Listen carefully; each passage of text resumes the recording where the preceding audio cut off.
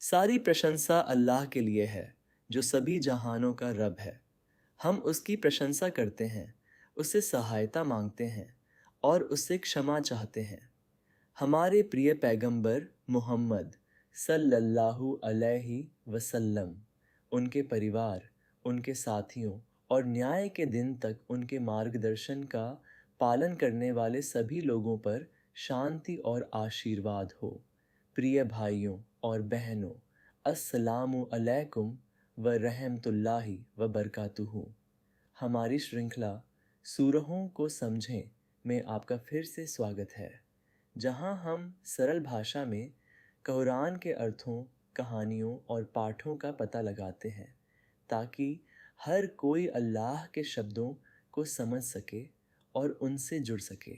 आज हम कुरान की सबसे आकर्षक ऐतिहासिक सूरह में से एक सीखेंगे, सूरह अल फील, हाथी। यह सूरह हमें एक वास्तविक घटना के बारे में बताती है जो पैगंबर मोहम्मद सल्लल्लाहु अलैहि वसल्लम के जन्म से पहले हुई थी। यह एक कहानी है अहंकार बनाम विनम्रता की, सांसारिक शक्ति बनाम अल्लाह की शक्ति की, और कैसे अल्लाह ने अपने पवित्र घर काबा की रक्षा की। कई इतिहासकार इसे हाथी का वर्ष कहते हैं और इसी वर्ष पैगंबर मोहम्मद सल्लल्लाहु अलैहि वसल्लम का जन्म हुआ था। यह घटना लगभग 75 ईस्वी में हुई थी, जिसे इस्लामी इतिहास में हाथी का वर्ष आम अल्फील के रूप में जाना जाता है। इस कहानी के केंद्र में जो व्यक्ति है वह है अब्रहा अल अशराम, एक शक्तिशाली ईसाई अबिसीनियाई इथियोपियाई जनरल जो उस समय अक्सुम साम्राज्य के तहत यमन पर शासन कर रहा था। यह सब क्यों शुरू हुआ यहाँ बताया गया है। मक्का इस्लाम से पहले भी काबा के कारण अरब का आध्यात्मिक केंद्र था। मूल रूप से पैगंबर इब्राहिम अलैहिस्सलाम और उनके बेटे इस्माइल अलैहिस्सलाम द्वारा निर्मित काबा एक ऐसी जगह थी जहां हर कबीले के अरब, यहाँ तक कि वे भी जो मूर्तियों की पूजा करते थे, हर साल तीर्थ यात्रा और व्यापार के लिए आते थे। इसने मक्का को समृद्ध, महत्वपूर्ण और शक्तिशाली बना दिया, भले ही उसके पास कोई सेना और कोई राजा नहीं था। अब्राहा को यह पसंद नहीं आया। वह चाहता था कि मक्का के बजाय यमन और विशेष रूप से उसकी अपनी राजधानी सना तीर्थ यात्रा और व्यापार का नया केंद्र बने। इसलिए उसने अल कुल्लैस नामक एक विशाल भव्य चर्च बनाया और घोषणा की कि लोगों को काबा के बजाय वहाँ तीर्थयात्रा के लिए आना चाहिए। लेकिन अरबों ने उसकी बात नहीं मानी। वे काबा के प्रति वफादार रहे। इस्लाम के आने से बहुत पहले से ही यह उनके लिए पवित्र था। अब्राहा आग बबूला हो गया। उसने फैसला किया, अगर वे मेरे घर नहीं आएंगे तो मैं जाकर उनके घर को नष्ट कर दूंगा। इसलिए उसने एक विशाल सेना इकट्ठी की और उसके आगे कमान संभालते हुए युद्ध के हाथी थे, जिसमें महमूद नाम का एक प्रसिद्ध हाथी भी शामिल था। हाथी प्राचीन युद्ध के टैंकों की तरह थे, भयानक, अजेय और कुछ ऐसा जो अरब ने पहले कभी नहीं देखा था। अब्राहा को पूरा भरोसा था कि धरती पर कोई भी ताकत इस सेना को मक्का पहुंचने और काबा को एक एक पत्थर करके ढाने से नहीं रोक सकती। जैसे ही अब्राहा की सेना मक्का की ओर बढ़ी, अरब में यह बात फैल गई। लोग डरे हुए थे। यह कोई स्थानीय झड़प नहीं थी। यह उस क्षेत्र की अब तक की सबसे शक्तिशाली सैन्य शक्ति थी जो उनके सबसे पवित्र स्थल की ओर बढ़ रही थी। जब अब्राहा की सेना ने मक्का के पास डेरा डाला तो उसके सैनिकों ने अब्दुल मुत्तलिब के कुछ ऊँटों को जब्त कर लिया, जो पैगंबर मोहम्मद सल्लल्लाहु अलैहि वसल्लम के दादा और कुरैश कबीले के प्रमुख थे। वह कबीला जो काबा की देखभाल के लिए जिम्मेदार था। अब्दुल मुत्तलिब बातचीत करने के लिए अब्राहा के शिविर में गए। अब्राहा यह उम्मीद कर रहा था कि अब्दुल मुत्तलिब उससे काबा को नष्ट न करने की भीख मांगेंगे। तब हैरान रह गया जब अब्दुल मुत्तलिब ने केवल अपने ऊंट वापस मांगे। अब्रहा ने उनसे पूछा, आप मुझसे अपने काबा, अपने पूर्वजों के धार्मिक घर को छोड़ने के लिए क्यों नहीं कहते? अब्दुल मुत्तलिब का जवाब पूर्व इस्लामी अरब इतिहास की सबसे प्रसिद्ध पंक्तियों में से एक बन गया है। उन्होंने कुछ इस तरह कहा, मैं ऊँटों का मालिक हूँ और इस घर काबा का अपना मालिक है जो इसकी रक्षा करेगा। उन्हें पूरा भरोसा था कि यह उनकी लड़ने की लड़ाई नहीं है। काबा की रक्षा करना अल्लाह का काम था, इंसान का नहीं। इसलिए कुरैश, यह जानते हुए कि वे हाथियों वाली सेना से कभी नहीं लड़ सकते, मक्का के आसपास के पहाड़ों पर चले गए और यह देखने के लिए इंतज़ार करने लगे कि उनके पवित्र घर का क्या होता है। यहीं पर चमत्कार होता है। जैसे ही अब्रहा की सेना काबा के पास पहुंची, उसका मुख्य हाथी महमूद कथित तौर पर आगे बढ़ने से इनकार कर दिया।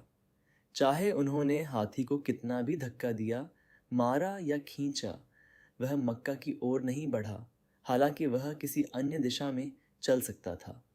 यह अकेला ही एक अजीब संकेत था। फिर आसमान पक्षियों के झुंड से भर गया, जिसे कुरान में अबाबील कहा गया है, जो एक के बाद एक समूहों में आ रहे थे। ये साधारण पक्षी नहीं थे। कुरान के अनुसार प्रत्येक पक्षी छोटे पत्थर, पकी हुई मिट्टी के पत्थर ले जा रहा था और उन्हें नीचे सैनिकों पर गिरा रहा था। ये विशाल चट्टानें नहीं थीं, वे छोटी थीं, लेकिन जहाँ भी वे किसी सैनिक पर गिरती थीं, कहा जाता है कि इसका असर विनाशकारी होता था। कई विद्वान और इतिहासकार सेना में तेज़ी से फैलने वाले एक घातक प्लेग या चेचक जैसी बीमारी के लक्षणों का वर्णन करते हैं, जिससे सैनिकों के शरीर अंदर से खराब होने लगे। नतीजा, एक सेना जो पूरे आत्मविश्वास, युद्ध के हाथियों और अत्यधिक बल के साथ आई थी, पूरी तरह से नष्ट हो गई, जिसे कुरान में खाए हुए भूसे की तरह होने के रूप में वर्णित किया गया है। बचे हुए छिलके जो एक जानवर चबाता है और थूक देता है, उनकी शक्ति का कुछ नहीं बचा, उनके खतरे का कुछ नहीं बचा। अब्रहा खुद कथित तौर पर यमन वापस लौटने तक ही जीवित रहा। सचमुच इस बीमारी से टुकड़ों में टूटते हुए इसके तुरंत बाद उसकी मृत्यु हो गई और काबा अछूता बिल्कुल वैसे ही खड़ा रहा जैसे हमेशा था। यही कारण है कि अल्लाह ने विशेष रूप से कुरान में इस घटना को अमर बनाने के लिए चुना। यह सिर्फ एक ऐतिहासिक युद्ध की कहानी नहीं थी, यह एक जीवित प्रमाण था जिसे मक्का के अरबों ने खुद देखा था कि अल्लाह खुद अपने पवित्र घर की रक्षा करता है, मानवीय मदद के साथ या उसके बिना। यह घटना सार्वजनिक रूप से हुई थी, उन लोगों की हालिया यादों में जिनके सामने कुरान पहली बार प्रकट हुआ था। उनमें से कई लोगों ने या उनके माता पिता ने सचमुच इसे होते देखा था। अल्लाह उनसे किसी किंवदंती पर विश्वास करने के लिए नहीं कह रहा था, वह उन्हें उस चीज़ की याद दिला रहा था जिसे वे पहले से ही जानते थे कि सच है। अल्लाह ने काबा की रक्षा क्यों की? यह एक महत्वपूर्ण प्रश्न है। अल्लाह ने काबा की रक्षा इसलिए नहीं की क्योंकि कुरैश के लोग परिपूर्ण थे, उनमें से कई लोग मूर्ति पूजक थे, बल्कि अल्लाह ने इसकी रक्षा इसलिए की क्योंकि यह उसका पवित्र घर था। यह पैगंबर इब्राहिम अलैहिस्सलाम और पैगंबर इस्माइल अलैहिस्सलाम द्वारा बनाया गया था। यह इस्लाम का केंद्र बनने के लिए नियत था। जल्द ही अंतिम रसूल मोहम्मद सल्लल्लाहु अलैहि वसल्लम का जन्म मक्का में होने वाला था। अल्लाह दुनिया को मोहम्मद सल्लल्लाहु अलैहि वसल्लम के आगमन के लिए तैयार कर रहा था।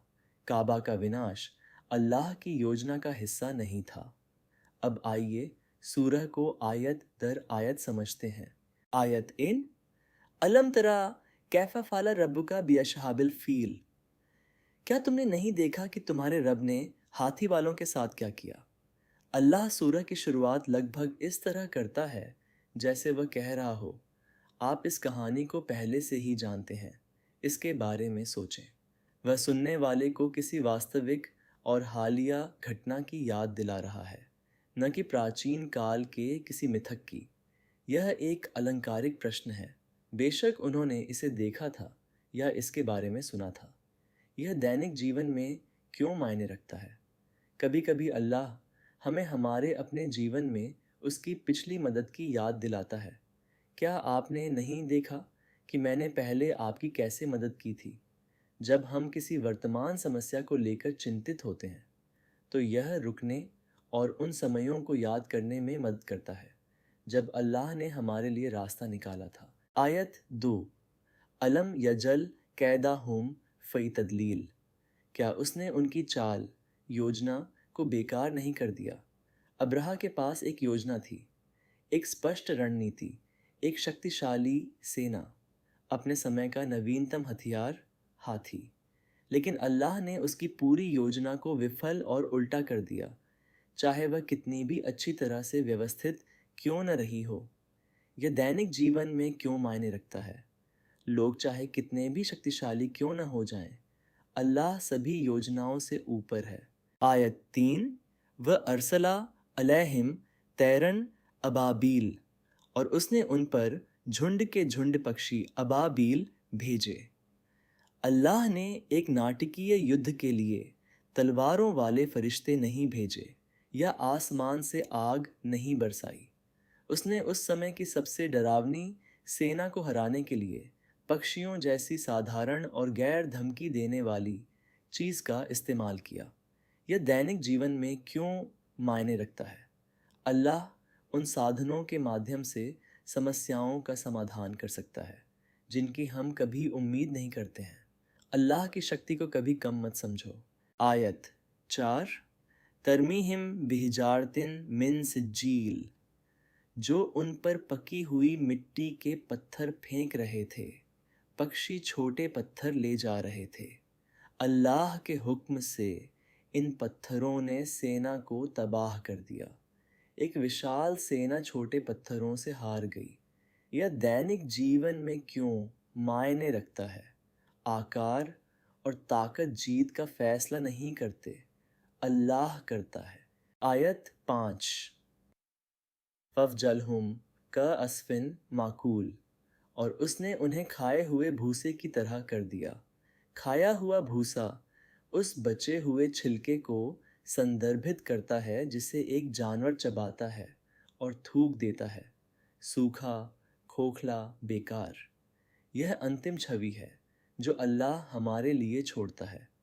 एक सेना जो गर्व और शक्ति से भरी हुई आई थी, सिमटकर कुछ नहीं रह गई। यह दैनिक जीवन में क्यों मायने रखता है? अहंकार अंततः समाप्त हो जाता है। जो अल्लाह के फैसले को चुनौती देते हैं वे कभी सफल नहीं हो सकते। सूरह अल-फील से सबक 1। अल्लाह जो चाहता है उसकी रक्षा करता है। काबा की रक्षा करने वाली कोई सेना नहीं थी, अल्लाह ने खुद इसकी रक्षा की। 2। शक्ति केवल अल्लाह की है।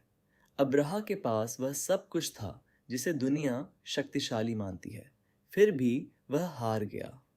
3। कभी अहंकारी न बने। घमंड ने अब्राहा को अंधा कर दिया था। उसने सोचा कि वह अल्लाह की योजना को चुनौती दे सकता है। 4। कठिन समय में अल्लाह पर भरोसा रखें। मक्का के लोगों के पास कोई समाधान नहीं था, अल्लाह ने एक समाधान प्रदान किया। 5।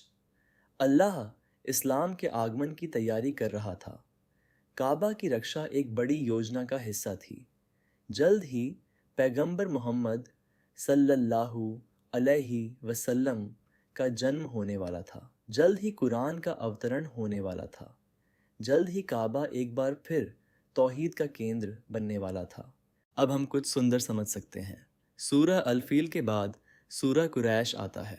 संबंध यह है, सूरह अल-फील बताता है कि अल्लाह ने मक्का की रक्षा कैसे की। सूरह कुरैश बताता है कि कैसे उस सुरक्षा ने कुरैश के लिए सुरक्षा, व्यापार और समृद्धि लाई। दूसरे शब्दों में, अल्लाह पहले उन्हें अपनी सुरक्षा की याद दिलाता है, फिर उन्हें अपने आशीर्वादों की याद दिलाता है। प्यारे भाइयों और बहनों, सूरह अल-फिल सिर्फ चिड़ियों और हाथियों की कहानी नहीं है। यह अल्लाह की ताकत की कहानी है, भरोसे की कहानी है, घमंड के हारने की कहानी है। और यह याद दिलाता है कि जब अल्लाह किसी चीज़ को बचाने का फैसला करता है तो दुनिया की कोई भी ताकत उसे हरा नहीं सकती। सेना हाथियों के साथ आई, अल्लाह ने चिड़ियाँ भेजीं। सेना ताकत के साथ आई, अल्लाह ने अपनी बड़ी ताकत दिखाई। सेना घमंड के साथ आई, अल्लाह ने उन्हें इतिहास के लिए एक सबक के तौर पर छोड़ा। अल्लाह हमें अब्दुल मुत्तलिब जैसा भरोसा दे, अल्लाह की ताकत को पहचानने की विनम्रता दे और हमेशा उसकी नेमतों का शुक्रगुजार रहे। आमीन। अगर आपको हमारा यह बयान पसंद आया हो तो प्लीज़ लाइक, शेयर और सब्सक्राइब करना न भूलें।